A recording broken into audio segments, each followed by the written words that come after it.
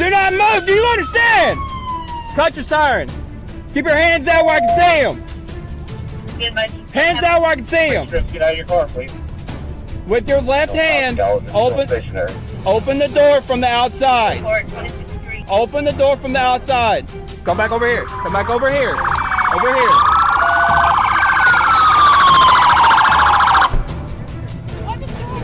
Just hands on the car. Hands on the car. Hands on the car. Police identify the suspect, seen here. She knew exactly how this worked. She had sat on the other side of that table. She had asked the questions. She had watched suspects sweat, stumble, and crack. She had pinned on a badge, sworn an oath, and dedicated years of her life to enforcing the law. And then on a quiet Tuesday morning in Ocala, Florida, she walked into a bank, slid a note across a counter, and demanded $50,000. Her name is Christina Thagard. She is 40 years old. She is a former deputy sheriff of Marion County. And within 11 minutes of walking out of that bank, she was in handcuffs. Not in a dramatic standoff, not after days of investigation, not after a tip from an informant. 11 minutes because of a tiny tracking device tucked inside a stack of cash. What happened next inside that interrogation room is one of the most stunning displays of denial, deflection, and collapse ever captured on police body camera. A woman who once enforced the law was about to learn how it feels to sit on the wrong side of the table. This is her story. Ocala is not the kind of city that makes the national news very often. It sits in the heart of Central Florida, just south of Gainesville, a mid-sized city of roughly 60,000 people. Horse farms stretch across rolling green pastures on its outskirts. The downtown is quiet. The pace is slow. Most mornings, people go about their routines without incident. That morning was no different. At first, it was a weekday morning in the 2023. The sun had been up for a few hours. The streets were carrying the usual flow of early commuters. Coffee shops were busy. Drive-thrus had lines. Everything looked ordinary from the outside. Inside a local bank branch in Ocala, tellers were settling into their shifts. Computers were logged in. Drawers were counted. The day was beginning in the most unremarkable way possible. Customers came and went. A man depositing a check. A woman paying a bill. The small rhythms of a normal banking morning. The security cameras were rolling as they always do, positioned at angles carefully chosen to capture every face, every hand, every movement near the teller windows in the entrance. Silent, watching, recording. Outside in the parking lot, nothing unusual caught the eye. Cars came and went. A few people walked in, a few walked out. Nobody in that bank had any reason to think that the next few minutes would change everything. Nobody knew that someone had been sitting in a car nearby, working up the nerve to do something that could never be undone. The clock on the wall moved. The tellers smiled at customers. And then at approximately 10 o'clock in the morning, a dark-colored vehicle turned slowly into the bank parking lot. It paused for a moment before finding a spot. Inside the car, the driver was already dressed for what came next.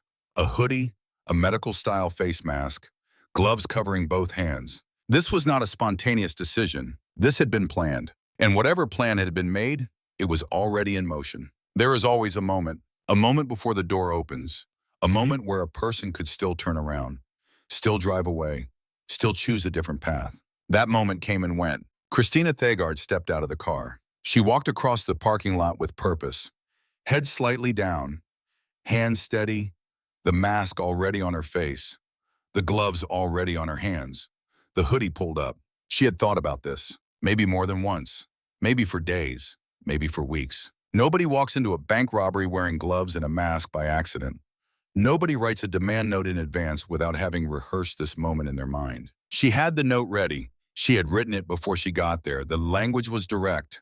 The message was clear.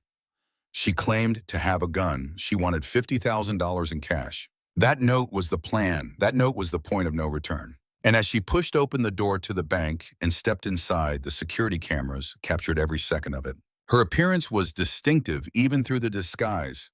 The shape of her hoodie, the color of her gloves, her hands at the counter. The fake nails on those hands, acrylic painted with the specific design, would become important later. Very important. She approached a teller window. She placed the note on the counter. The teller read it. The room did not erupt in chaos. That is not how these moments usually go. Bank tellers are trained for exactly this situation. Stay calm, do not escalate, comply with the demand, and quietly activate the system designed to catch the person on the other side of the counter. The teller began to count out cash. Inside one of those stacks of bills, someone had already placed something small, something the person making the demand would never see, something that would end this whole thing in 11 minutes. A GPS tracking device, silent, invisible, already transmitting. It lasted only a few minutes. Christina Thagard stood at that window and received the cash. More than $5,000 was handed to her. She took it. She placed it in a Michael Kors handbag, a name-brand purse that would soon become a piece of evidence. She did not run. She walked, back toward the door, back into the morning sunlight. The teller watched her go. The cameras watched her go. In the parking lot, she got back into the dark vehicle. She pulled out of the lot, and she drove. In that moment, she may have felt the rush that some describe in moments of extreme desperation. The sense that it worked, that she had done the impossible, that she had gotten away. She had no idea what was already happening. Inside, the bank staff had already alerted law enforcement. They reported the demand note. They reported the physical description of the suspect. And they confirmed something crucial. The tracking device was in the bag. Law enforcement had an active signal. They knew where the car was heading. They could track its movement in real time. Dispatch went out. Units were mobilized. The coordinates were updating constantly. The suspect was heading away from the bank, but she was not heading to safety. She was heading toward a net that was already closing around her. She just did not know it yet. Somewhere in that moving car, under a stack of stolen cash, the device blinked silently, and the clock started counting. 11 minutes. That is all the freedom she had. 11 minutes from the moment she left that bank to the moment law enforcement intercepted the vehicle. Officers tracked the GPS signal and positioned themselves ahead of the route. The dark vehicle was stopped. Officers approached with their protocols in place. Commands were given. The driver was ordered to comply.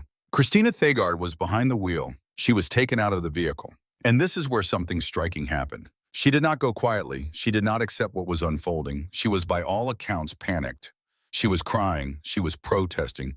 She insisted she had done nothing wrong. The woman who had once worked in law enforcement, who understood exactly what this moment meant, was screaming that she was innocent. Officers searched the vehicle. What they found was straightforward and damning. Inside the Michael Kors handbag, the same bag seen on camera, leaving the bank, they recovered more than $5,000 in cash. They recovered the GPS tracking device. They recovered the medical mask. They recovered the gloves. They recovered the hoodie. Every single item matched what the security cameras had captured inside the bank. The clothing was still warm, the cash still fresh, the gloves still smelling faintly of latex. It had been 11 minutes. She had not had time to dispose of anything. She had not had time to change clothes. She had not had time to think through the next step, because there was no plan for after. There never really is in moments like this. The handcuffs went on, and the woman who had once spent years placing handcuffs on other people found them locked around her own wrists. She was placed in a patrol car. The body cameras were running, and whatever happened next was going to be recorded. All of it. There is something specific about an interrogation room. The walls are usually bare. The lighting is flat and unforgiving. The table is bolted down or heavy. There is always a chair on each side, one for the detective, one for the person who is about to be asked questions they do not want to answer. Christina Thagard had been in rooms like this before. She knew the purpose of the long silences. She knew why the detective walked in calmly. She knew that everything in that room was designed to make her talk. What she may not have counted on was how quickly things would unravel. Detectives sat across from her. The conversation began in the way most interrogations begin, with basics, with easy questions, with an atmosphere that is almost polite. Who are you? Where were you this morning? What were you doing? And here is where Christina Thagard made a choice that would define the next several hours. She decided to perform, not just deny, not just stay quiet and ask for a lawyer. She decided to become a character. She told detectives with remarkable confidence that she was a TikTok influencer. She emphasized this. She wanted them to know she had an audience. She had followers. She had a public presence. She presented herself as someone with too much to lose, someone far too visible to do something this reckless. She leaned into that identity. She referenced her social media presence more than once. The detectives listened. They did not interrupt her performance. They let her speak. They let her build the story she wanted to tell. And then slowly, methodically, they began to dismantle it. They did not raise their voices. They did not accuse. They simply laid out what they had. The camera footage, the timeline, the physical evidence recovered from her car. And then they brought out the demand note, the same piece of paper she had placed on that teller's counter. The paper she had written with her own hands. She did not confess immediately. That is important to understand. Even with the evidence sitting on the table in front of her, Christina Thagard did not simply say, "Yes, I did it." Instead, she tried something that many suspects in high-pressure interrogations attempt. She began to redirect. If she could not deny everything, maybe she could point the finger somewhere else. Maybe she could introduce another name, another possibility, another story that would muddy the waters just enough. She began to suggest that someone else might have been involved, that someone else might have known about this, that she was not the only person with a role in what had happened.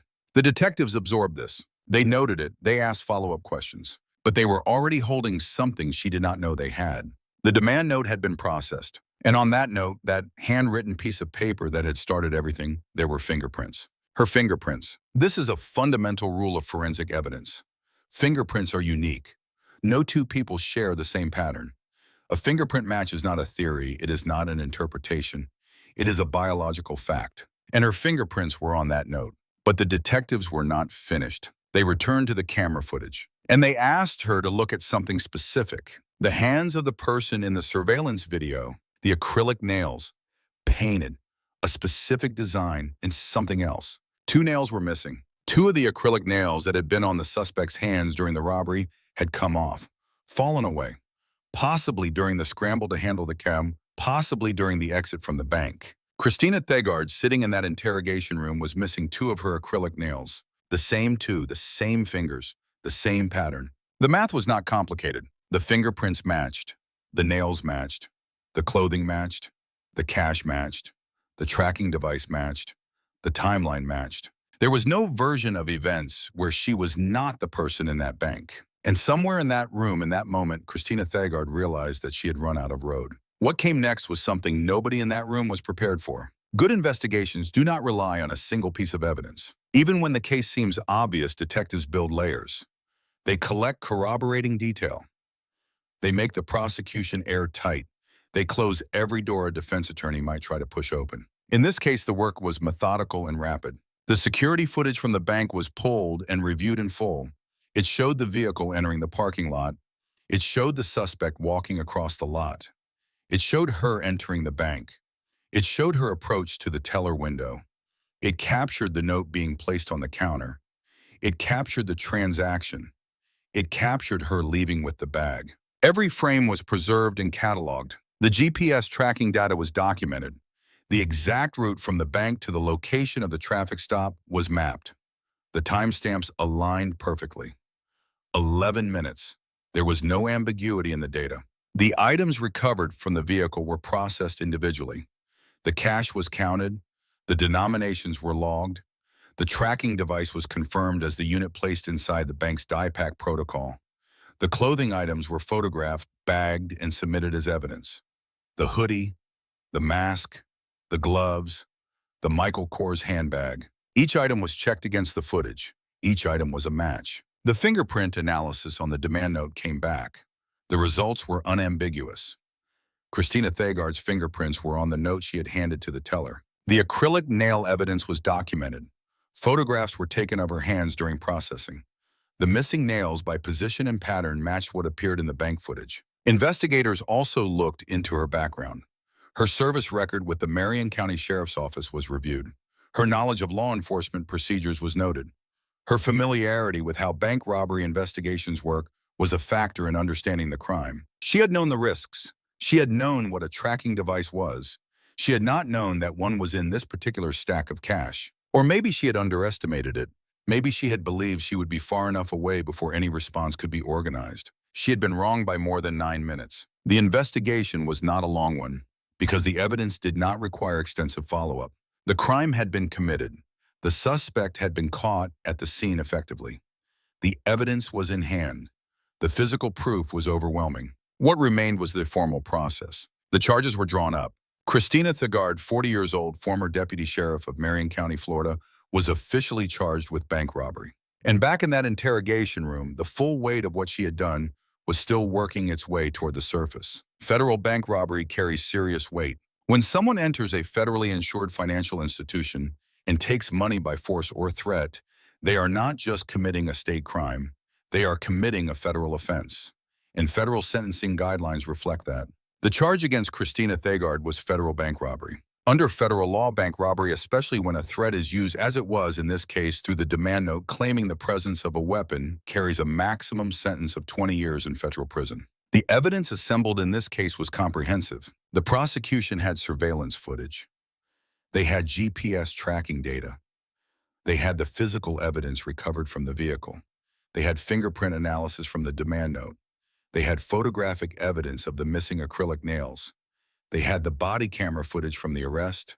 They had the recorded interrogation. There was not a meaningful gap in the chain of evidence. Christina Thagard, faced with this case, entered a guilty plea. She did not go to trial. She did not force the evidence to be presented before a jury. She pleaded guilty to 1 count of federal bank robbery. At sentencing, the judge considered her background, the nature of the offense, and the applicable guidelines. The sentence handed down was significant. She was sentenced to 70 months in federal prison.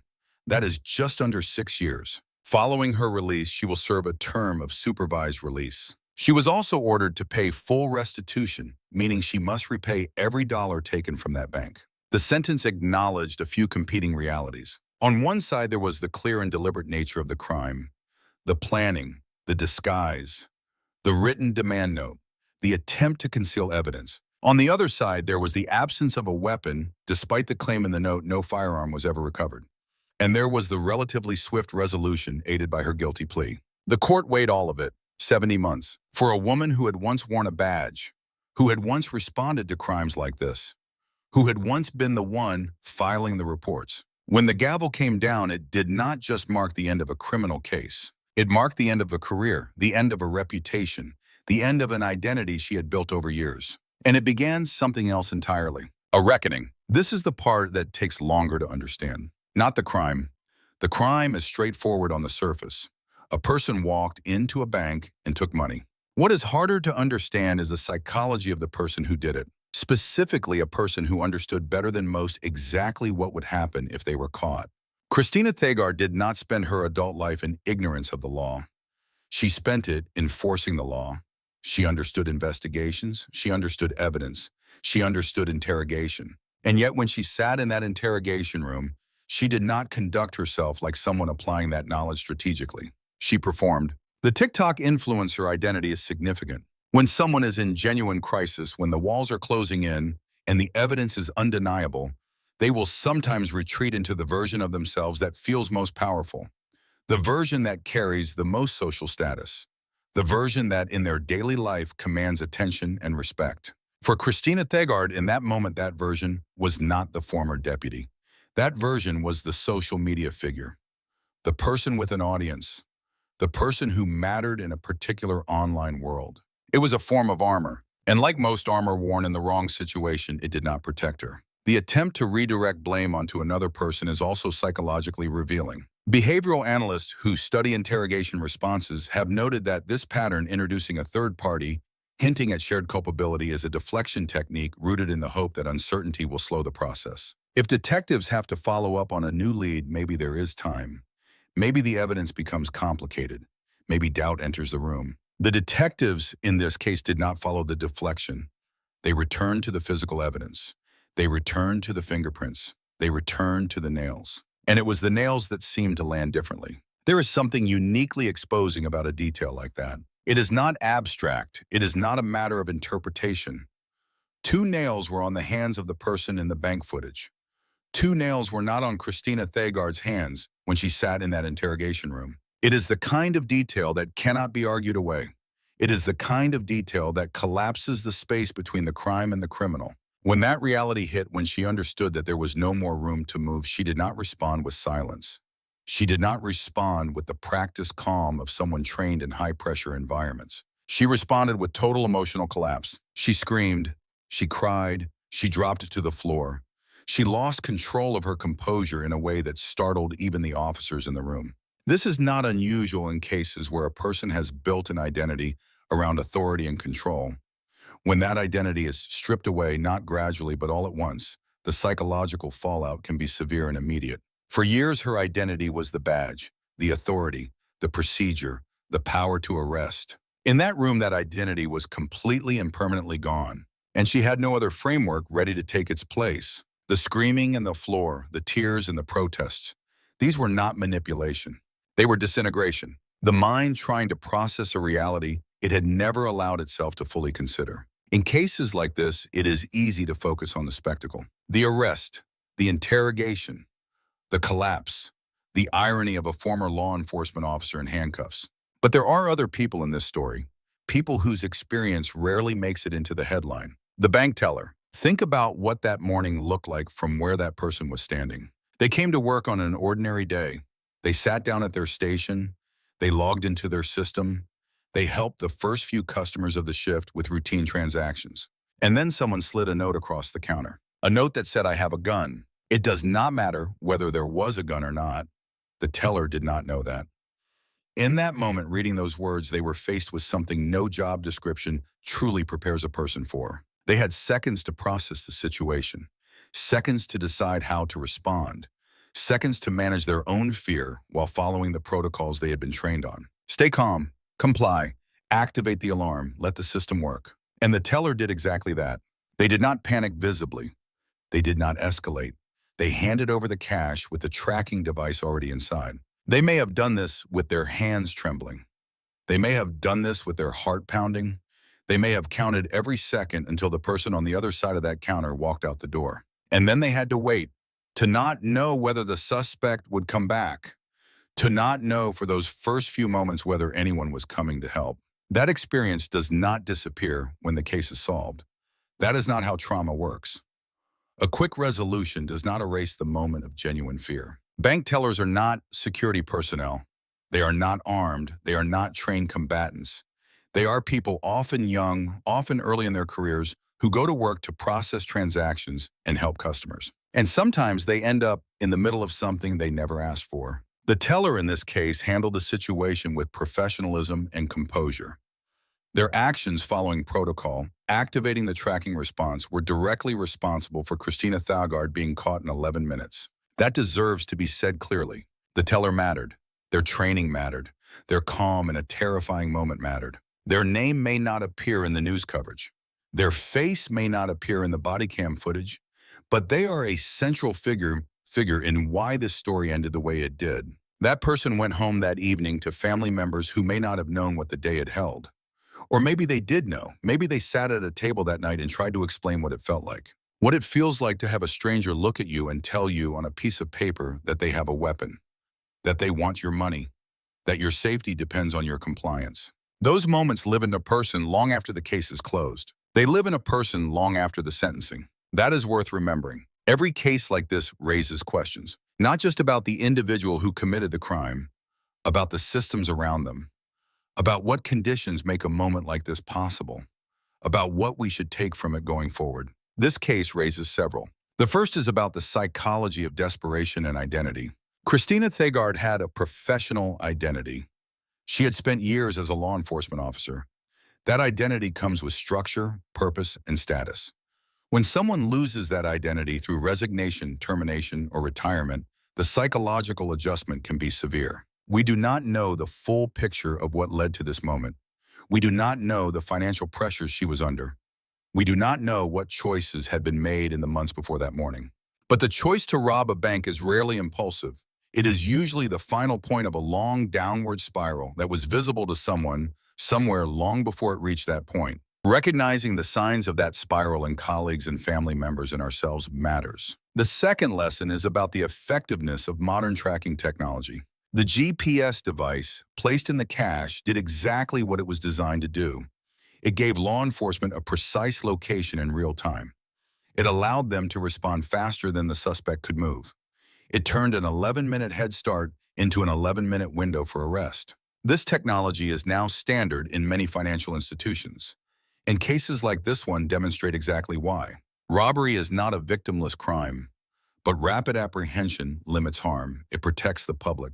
It protects law enforcement officers who respond. It ends dangerous situations before they escalate. The third lesson is about the myth of the insider advantage. Christina Thagard knew how investigations worked. She understood evidence. She understood fingerprints. She may have believed that her knowledge would give her an edge, It did not. Because knowledge of the system does not immunize someone against the system. She knew about tracking devices in a general sense.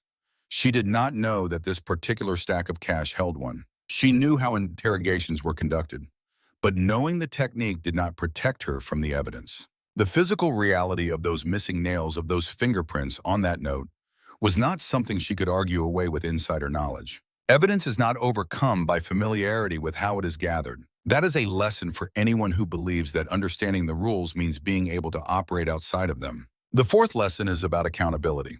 There is no profession that grants immunity from consequence. Not medicine, not law enforcement. The badge is not a shield against the law. The past service is not a credit account that can be drawn against.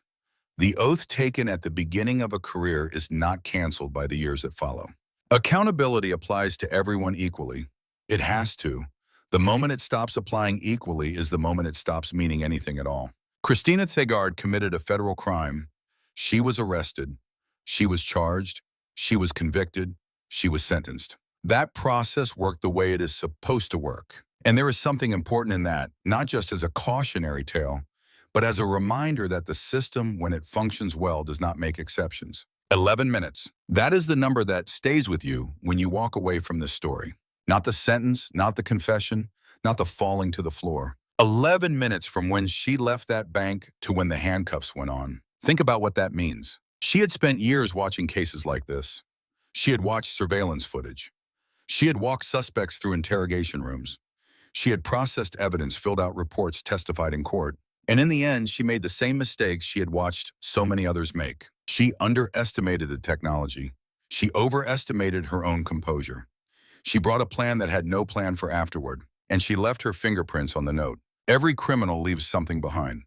A hair, a fiber, a footprint, a fingerprint, 2 missing acrylic nails. Something. Because no one, regardless of their background, their training, or their confidence, can exist in the physical world without leaving a trace. This is what law enforcement has always understood, and it is what Christina Thagard understood professionally for years, until the day she forgot it. She is serving her sentence now.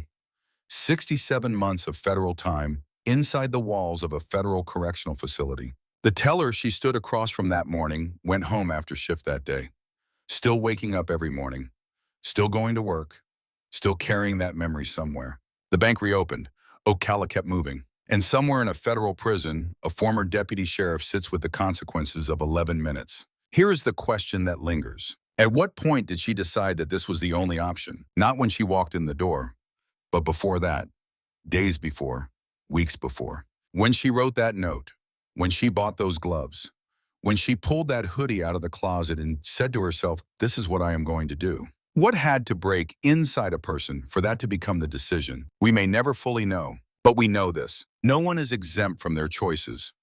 No amount of experience, authority, or identity can outrun that truth. The law does not care who you used to be. It only cares about what you did. And the cameras are always recording. If this story made you stop and think, take a moment before you go. Not about her. About the teller. About all the people in ordinary jobs on ordinary mornings who end up caught in someone else's worst decision. They deserve to be seen. They always do. Stay safe out there.